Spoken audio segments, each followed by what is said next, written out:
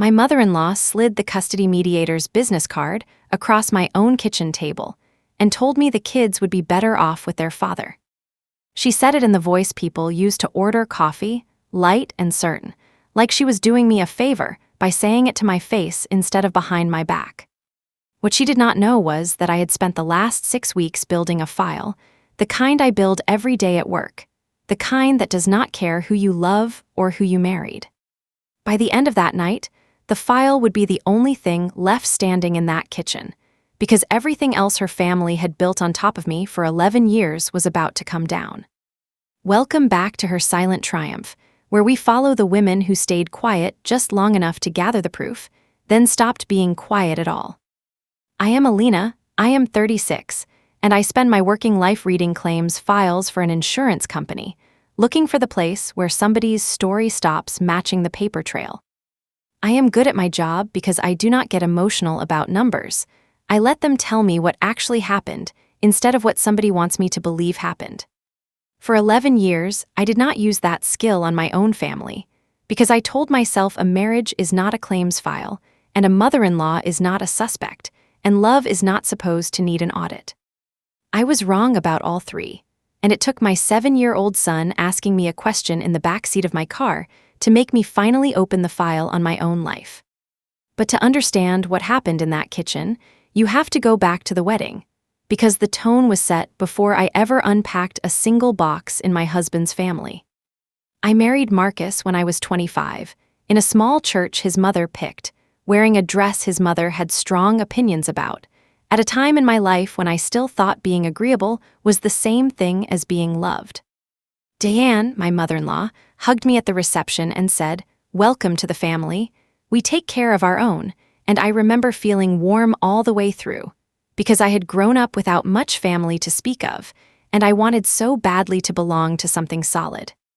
I did not understand yet that our own meant Marcus, his sister Kelsey, his parents Diane and Walter, and a bloodline that stretched back 3 generations in that town, and that I had married into the bloodline without ever actually being added to it. Marcus is a good-looking, easy-talking man who sells commercial insurance, the kind of man who remembers a stranger's kid's name at a barbecue and never quite remembers his own daughter's dentist appointment. For the first few years, I told myself that was just how men were, a story my own mother had handed me without meaning to, and I ran our household the way I run a file at work, quietly, competently, making sure nothing slipped. I paid the bills, I tracked the insurance, I remembered the pediatrician and the parent-teacher conferences, and which of Marcus's cousins was allergic to shellfish. And none of it showed up anywhere except in the fact that our life kept working. Diane never once thanked me for any of it, because in her eyes that was simply what a wife was for, the invisible machinery underneath the family Marcus had been born the center of. When Ava was born, and then Noah 2 years later, I thought children would soften something in Diane, the way children sometimes do, and for a while I believed it had worked, because she showed up at the hospital both times with flowers and a soft voice. What I did not notice for a long time was that the soft voice was reserved for the babies, and that every kindness toward me always came with a small hook in it. A comment about my parenting, my cooking, my body after Noah, my working hours, delivered gently enough that I could never quite call it what it was. If I said something back, even mildly, Marcus would take his mother's side before I finished the sentence, and Diane would look at him with something close to pride, as if he had just passed a test she had been quietly administering our entire marriage. I want to be clear that none of this was loud enough, on its own, to leave a mark you could point to, which is exactly why it worked for so long, because you cannot build a case out of 100 small comments that each sound reasonable by themselves. I only started keeping track the way I track everything, in a notebook I told myself was for my own sanity, dates and quotes, nothing dramatic, just the habit of a woman who had learned at work that memory lies but paper does not. The real shift happened around the time Marcus's business hit a rough patch, 3 years ago, when a big commercial account he'd built his reputation on walked to a competitor, and his commissions dropped by almost half in a single quarter. He told me about it the way he told me about most hard things, late and softened, and mostly through what he left out, and I did what I Ways did, I quietly adjusted our budget so the kids never felt the difference. What I did not know, because he did not tell me, was that Marcus had gone to his parents for help almost immediately, and that his parents had started sending money, not to us, but directly to accounts I had no visibility into. I found out by accident 18 months later, when Walter mentioned at a holiday dinner in front of the whole table that he hoped Marcus's fishing trip with his college buddies had been worth what it cost them, and then went very quiet when he saw my face. I asked Marcus about it in the car on the way home, and he brushed it off as his dad exaggerating. Alone for a slow month, nothing worth discussing, and I let it go, because I still believed at that point that my husband would not lie to me about money. That was the year the pattern started to accelerate, though I did not have a name for it yet. Only a feeling, the same feeling I get at work right before a claim falls apart under a closer look. A sense that the story being told to me and the story actually happening were drifting apart. Diane started calling more often, not to talk to me, but to talk to Marcus while I was in the room, long conversations in the next room with the door mostly closed, and she started showing up unannounced on weekdays when Marcus was supposedly at work.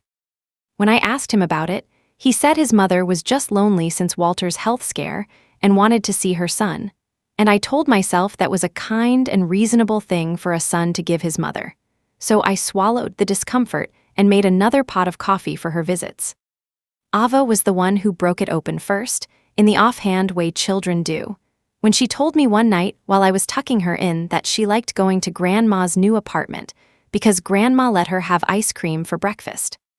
I asked her what she meant by Grandma's new apartment, since Diane and Walter had lived in the same house on Larkspur Lane for as long as I had known them. And Ava said, no, not that house, the one where Daddy takes naps sometimes, the one with the elevator she liked to push the buttons on. I sat on the edge of my daughter's bed for a long moment after that, running the numbers the way I run a claim, and none of it added up, not the loan Walter had mentioned, not the long closed-door calls, not an apartment with an elevator that my 9-year-old knew about, and I did not. I did not confront anyone that night, because that is not how I work, and it is not how you build something that holds up. You gather first. You speak once you already know the answer to every question you are about to ask. The next morning, I did something I am not proud of and would do again without hesitation. I logged into the shared cloud account where our family photos synced, the one Marcus never bothered to check because he assumed I was the only one who used it, and I looked for anything with a timestamp and a location. What I found were photos Ava had taken herself on Marcus's old phone during a weekend visit, a habit of hers, snapping pictures of everything, and buried in a folder of blurry ceiling shots and half a cat's tail was a photo of a building lobby, a keypad, and a woman's hand on Marcus's arm that was not mine. I recognized the hand because I recognized the ring on it, a ring I had helped Diane pick out at a jewelry counter years earlier for her son's assistant, a young woman named Renata who had started at Marcus's agency around the same time his commissions began quietly recovering. I sat with that photo for 3 days before I told a single soul, because I needed to know if it was what it looked like, or if I was about to blow up my family over a misread moment, and the version of me that audits claims for a living does not move on a hunch. So I did what I do at work. I built a timeline, quietly, methodically, using the tools available to a woman who pays every bill in the house and therefore sees every statement that comes through it. I pulled 3 years of bank records, both the joint account and the small business account Marcus kept for his commissions, and I laid them out on the kitchen table late at night after the kids were asleep, the way Diane had once laid a mediator's card on that same table. What the numbers showed, once I stopped reading them as a wife and started reading them as an investigator, was not a slow month that his parents had helped him through. It was a pattern, monthly transfers from Diane and Walter's account into a second account in Marcus's name that I had never known existed. Over 3 years, that account had received just over $94,000 from his parents, and nearly $60,000 of it had flowed back out in payments to a property management company for a 1-bedroom apartment across town, the one with the elevator, the one Ava liked. I called the property management company myself, using my work voice, the on. That gets people to hand over information they should probably keep to themselves, and confirmed the lease had been signed 18 months earlier under the name Marcus Whitfield, no cosigner, month to month. I sat at that table until nearly 3 in the morning, with the bank statements fanned out like a hand of cards, and I understood, finally, completely, that Diane and Walter had not been helping their struggling son through a rough financial patch. They had been funding an affair, quietly, for a year and a half, in the same house where they told me over holiday dinners that family means everything. In the same breath, they used to tell me I needed to be more patient with Marcus, more understanding of the pressure he was under. I want to tell you the anger came first, but it did not. What came first was a strange, cold clarity. The same clarity I get at work when a claim I have suspected for weeks finally resolves into a picture I can prove. The anger came later, in waves, usually at odd hours, usually while I was doing something mundane like folding laundry or driving Noah to soccer.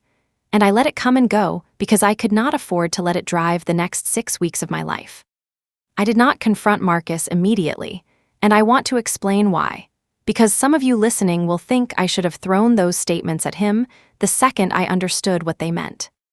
I did not, because I had already lived through 11 years of a family that controlled the story before I ever got a chance to tell it, and I was not going to hand them a chance to control this one too.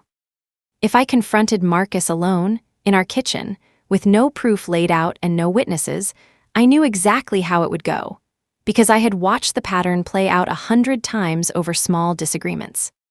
He would soften his voice, he would call his mother, Diane would arrive within the hour with a story already half-built, and by the end of the night I would somehow be the unstable one, the paranoid wife who went digging through private accounts and found nothing but her own insecurity. So instead I did what I do best. I kept building the file, quietly, while I still had the advantage of nobody knowing I had found anything at all. I photographed every statement instead of printing them at home, where a printer log could be checked, and I saved copies to a personal cloud account Marcus had never had access to, tied to my own separate email, the one I had quietly opened years earlier out of nothing more than professional habit. I pulled the lease agreement, I pulled photos of the building. I pulled 3 months of credit card statements from a card Marcus had opened that I was technically an authorized user on, but had never once used, which meant every charge on it told its own story without me having to say a word. There were dinners at restaurants we had never been to together, a weekend hotel charge in a town 2 hours away the same weekend Marcus told me he was at a work conference, and a florist charge on Valentine's Day, the same Valentine's Day he had told me, apologetically, that work had run too late for him to get me anything. I kept my notebook running the entire time, dates, amounts, quotes, the small comments Diane had made over the years that I now understood in an entirely different light, including one from 8 months earlier that I had not thought much of at the time. She had told me, over coffee, unprompted, that marriages go through seasons, and that a smart woman learns not to ask questions she does not actually want answered. And at the time I had taken it as generic advice from an older woman, when it was, I now understood, a warning she thought she was being kind enough to give me. The final piece fell into place almost by accident, the way the last piece of a claims file always seems to, when I least expect it and am least prepared for how much it will hurt. I found a birthday card in Marcus's car console while looking for a parking ticket I needed for an expense report. A card from Renata, thanking him for standing by her, signed with 3 words that made the entire 18 months collapse into something even worse than an affair. We're almost there, it said, referring, I would later confirm, to a due date roughly 11 weeks out, because Renata was pregnant, and my husband had known for months, and his parents, who called themselves people who take care of their own, had known too, and had helped pay for a second life he was quietly building while I raised our 2 children believing we were struggling through a hard financial year together. I did not cry in that car. Not then. I photographed the card, put it back exactly as I found it, and drove to work. Because some mornings, the only thing that keeps you upright is the next task in front of you. That night, I finally told the one person outside my own head who deserved to know before anyone else did. my sister Camille, a family law peril. Gal 2 states away, who had spent 15 years watching exactly this kind of story unfold in other people's divorces. Camille listened to the entire timeline without interrupting once, and when I finished, she was quiet for a moment before she said the thing I needed to hear more than anything else in the world at that point. You are not crazy, and you are not too late. You just found it before they were ready for you to. She walked me through what mattered and what did not, told me to stop touching anything physical in the house that might count as evidence of anything, and connected me with a family attorney in my own state named Priya Osai, who specialized in exactly the kind of financial entanglement I had just uncovered. Priya's first question, when I sat across from her a week later with a folder thick enough to need a rubber band, was not about the affair at all. It was about the $94,000, because in her words, affairs break hearts, but undisclosed financial transfers break settlements, and I needed to understand which one the court would actually care about. She explained, patiently, that gifts from parents to a spouse during a marriage can sometimes complicate asset division, but that a secret second household, funded in part by marital resources and family loans that were never disclosed to me as a joint account holder, was a very different animal, one that a judge does not take lightly, especially with 2 children in the middle of it. I asked her the question that had been sitting under my ribs for 2 weeks, whether Diane and Walter's involvement mattered legally at all, or whether it was simply the thing that had broken something in me personally. Priya said both could be true at once, that morally it told me everything I needed to know about who my in-laws actually were underneath 11 years of Sunday dinners, and legally it gave us a paper trail that made Marcus's version of events very hard to sustain in front of anyone with the patience to read it closely. For the next several weeks, I lived 2 lives at once. The version of me that made lunches and drove carpool and sat across from Marcus at dinner asking about his day, and the version of me quietly filing paperwork, opening a separate account, and meeting with Priya on my lunch breaks with a fake calendar entry labeled dentist. The hardest part was not the deception. It was watching my children with him during that stretch, watching Noah climb onto his lap for a story, watching Ava show him a drawing, and understanding that whatever came next was going to rearrange their whole world, and that none of it was their fault. I made a decision in that period that I have not regretted since, which was that whatever anger I carried for Marcus and his parents, it would never become a weapon I aimed anywhere near my children. They would hear the truth eventually, in pieces they could carry, not as ammunition in a war they never asked to be part of. What I did not expect, in the middle of all that quiet preparation, was for Diane to make the first move, and to make it in a way that told me she had absolutely no idea how much I already knew. It started with a phone call from Marcus, 3 weeks before everything came apart, telling me his parents wanted to have the whole family over for Sunday dinner. Nothing special, just everyone together. His voice carrying a strange, careful brightness I had learned, over 11 years, to recognize as the sound of a plan already in motion. I said yes, because by then I had my own plan, and because Priya had told me something I never forgot. Sometimes the safest place to have a hard conversation with people who have spent years controlling the narrative is a room full of witnesses they cannot control either. I spent the days leading up to that dinner finishing the file the way I finish every file before a hearing, organized, tabbed, no extra emotion. Just the timeline, the statements, the lease, the card, and one more thing Priya had helped me obtain in the final week. A formal accounting from the property management company confirming the full 18 months of tenancy under Marcus's name alone. The morning of the dinner, I dropped the kids at my sister's for the afternoon, a plan I had made weeks earlier under the cover story of A Girl's Day. Because whatever happened in that house, I had already decided my children would not be sitting at that table watching it unfold. Marcus noticed I had packed light for the kids and asked why, and I told him the truth wrapped in a smaller truth, that I wanted one afternoon where the grown-ups could actually talk without little ears listening in. And he agreed so easily that I understood. In that moment, he thought this dinner was going to go entirely his way. We arrived at Diane and Walter's house on Larkspur Lane at 5, the table set for 4 instead of the usual 6, since Kelsey was traveling, and Diane greeted me at the door with, A hug a half second too long.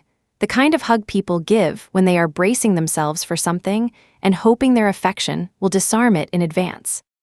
Dinner started ordinary enough, roast chicken, Walter asking about my job in the vague way he always did, Diane steering the conversation the way she always steered every conversation in that house. Gently, constantly, toward whatever destination she had already chosen before anyone sat down. It was over dessert that Diane finally arrived at the destination, setting down her coffee cup with a small, deliberate click, and telling me, in the softest voice she owns, that she and Walter had been talking, and that they thought it might be time for Marcus and I to consider some time apart. I asked her evenly what she meant by that, and she reached into her cardigan pocket and produced a business card, a family mediator 2 towns over, sliding it across the table toward me the way you would slide a menu toward a guest who has taken too long to decide what they want.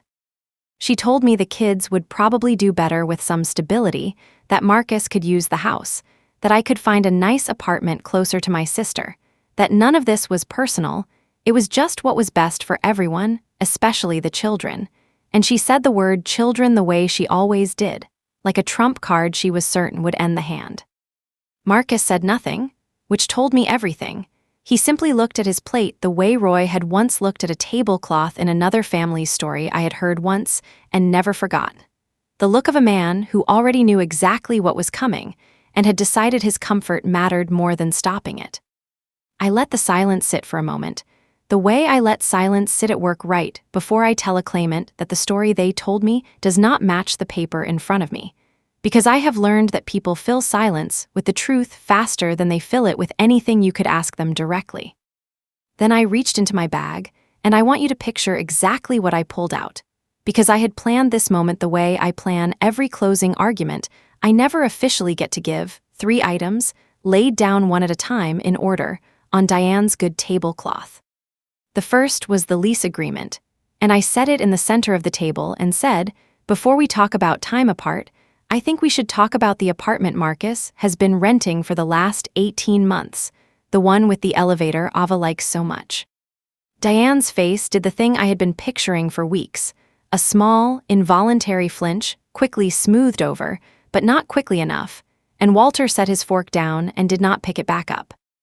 I laid the second item beside it, 3 months of credit card statements, highlighted in yellow where I had marked the restaurants, the hotel 2 hours away the same weekend as a work conference that never happened, the florist charge on the Valentine's Day I got nothing. I did not raise my voice. I have learned, the way every steady woman eventually learns, that raising your voice hands the room back to the person who is used to controlling it. So I kept mine level and said, "This is the affair. I assume you both already knew that part." Nobody at that table said a word, so I laid down the third item, the accounting from Diane and Walter's own bank, the $94,000 in transfers over 3 years, 60 of it flowing directly into the account that paid for that apartment. I looked at Diane and said, "You told me a smart woman doesn't ask questions she doesn't want answered 8 months ago over coffee. And I've thought about that a lot since I found this, because I think you were talking about yourself the whole time, not me." Diane's mouth opened and closed once before anything came out, and when it did, it was not an apology. It was the thing I had expected from a woman who had spent 30 years believing family meant protecting Marcus at any cost. We were trying to help him through a hard time. You don't understand the pressure he's under. Running that agency, being a father, being a husband. I said, quietly, "I understand exactly what pressure looks like, Diane. I've been running our household on my own for 3 years while you funded his second one." And I let that sentence sit exactly as long as it needed to. Walter, who had not said a word since I set the lease down, finally spoke, and his voice cracked in a way I had never heard from him in 11 years. He asked Marcus directly, "Is there a baby, son? Is that card in your car real?" And I understood in that moment that Priya had been right about one thing. Some truths do more damage delivered plainly than any amount of yelling ever could. Marcus's face went the color of the tablecloth, and he looked at his father and then at me, and he said the only thing a man says when the floor has actually given out beneath him. "It's not what you think," and I told him. Calmly that I had never once told him what I thought, only what the statement said, and statements don't think anything, they just add up. Diane tried one more time to rescue the room the only way she knew how, by reaching for the mediator's card still sitting on the table and saying, "This doesn't change what's best for the children." And I picked that card up, looked at it, and set it back down facing her instead of me. I told her that I had already met with an attorney, that I had copies of everything on the table plus quite a bit more, that the accounting alone raised questions about undisclosed transfers that a court would want answered regardless of what happened between Marcus and me, and that if she wanted to talk about what was best for the children, she could start by explaining to a judge why she had spent 18 months helping fund a household her grandchildren did not know existed. Nobody argued with me after that, which was its own kind of answer. Because in that family, silence had always meant somebody was recalculating, and I could see all three of them doing it at once: Marcus staring at the tablecloth, Walter staring at his son, Diane staring at the mediator's card as if she could will it back into being useful. I stood up, gathered my 3 documents back into my bag in the same careful order I had laid them out, and I said the only thing I had actually planned to say all along: the rest of this conversation happens through my attorney, not at this table, because this table was never actually about what was best for anyone but Marcus, and I'm done pretending otherwise. I want to tell you I walked out to applause, the way it sometimes happens in the stories other women tell. But real rooms do not work that way. Real rooms go quiet and stay quiet. And the only sound as I walked to the door was Walter's chair scraping back, and his voice, low and broken, saying, "Diane, what did we do?" I drove to my sister's house with my hands steady on the wheel and my chest doing something complicated that I did not have a word for yet, and I picked up my children from her living room floor where they had been building a blanket fort, and I told them I loved them, and I meant it in a way that felt bigger than it had that morning. The weeks that followed were not simple. Divorce never is, especially when there are children and a business and 3 sets of parents' worth of opinions involved. But they were mine to navigate on my own terms for the first time in 11 years, with paper on my side instead of just patience. Priya used the financial records to secure a fair settlement that accounted for the funds funneled out of what should have been shared resources. And though Diane and Walter were never legally required to answer for the transfers directly, the accounting made Marcus's position at the negotiating table considerably weaker than he expected it to be. Marcus moved into the apartment with the elevator permanently, and Renata had the baby, a little girl, 4 months after that dinner. And I will tell you honestly that I felt very little when I heard, because grief, it turns out, has a shelf life when you spend it properly instead of freezing it in place with silence. Custody was worked out with the children's actual schedules and needs at the center of it, not Diane's idea of stability, and it turned out a mediator was useful after all, just not the one Diane had picked, and not for the reasons she had in mind. Ava asked me once, months later, why Grandma Diane did not call anymore, and I told her the truth in pieces small enough for a 9-year-old to carry, that sometimes grown-ups make choices to protect the wrong person, and that it takes them a long time, if ever, to understand what that choice actually costs. Walter called me once alone about half a year after that dinner, his voice still carrying that same cracked honesty from Diane's table, and he apologized not for everything but for enough, and told me he had moved into the guest room, that he and Diane were, in his words, working some things out, and I told him I appreciated him saying so, and that I hoped, for his sake and Diane's, it was the start of something true.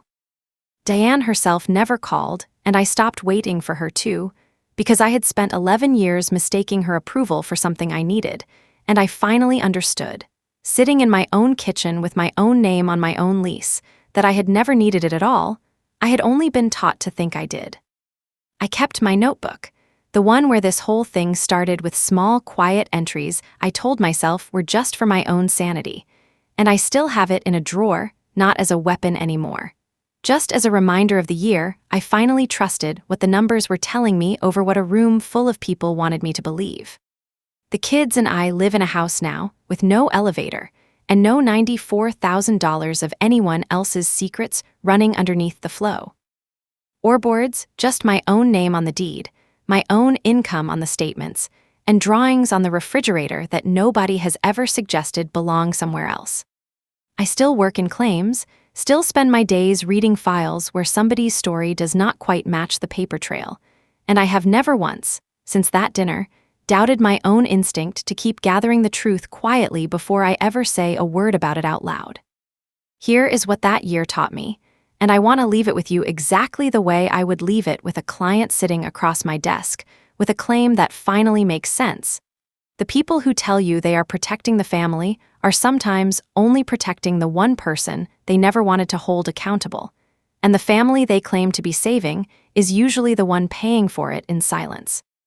If you have ever sat at someone else's table while they decided what was best for you without ever once asking, if you have ever felt the small, cold click of a card sliding across a tablecloth toward you, you already know the feeling I am describing, and I want you to know it does not have to end with you accepting the card. You are allowed to build your own file, quietly, patiently, on your own timeline, and you are allowed to lay it out on the table when you are ready and not one moment before. Because the truth does not expire while you are gathering it, it just waits, the same way mine did, for the night I was finally ready to set it down. If this story reminded you of a table you have sat at, or a card someone once slid toward you, tell me about it in the comments. And if it is time for you to start your own file, let this be the moment you finally start. Thank you for spending this time with me. Subscribe to her silent triumph so the next story finds you when you need it. And remember, the quietest women in the room are often the ones who were paying the closest attention the whole time.